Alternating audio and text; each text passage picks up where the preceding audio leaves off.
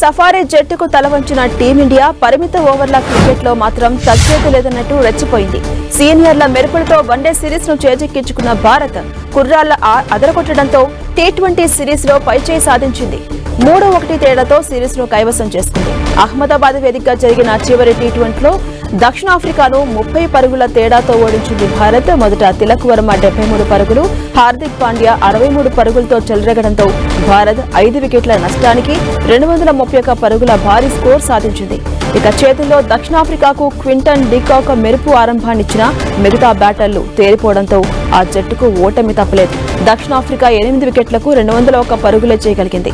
వరుణ్ చక్రవర్తి భారీగా పరుగులు ఇచ్చినప్పటికీ 4 కీలక వికెట్లు పడగొట్టాడు. పరుగుల వరద పారిన మ్యాచ్లో బుమ్రా 4 ఓవర్లలో 17 పరుగులు ఇచ్చి 2 వికెట్లు తీశాడు. సిరీస్లో రెండో టీ20ని దక్షిణాఫ్రికా చేజిక్కించుకోగా పొగమంచు కారణంగా 4వ టీ20 రద్దయింది. మిగతా మ్యాచ్ల్లో భారత్ నెగ్గింది. Hardik player of the match గా, Varun player of the series గా ఎంపికయ్యారు. ఇక మొదట టాస్ గెలిచి బ్యాటింగ్ చేసిన భారత్ ఆరంభం నుంచి చివరి వరకు చాలా దూకుడుగా ఆడింది.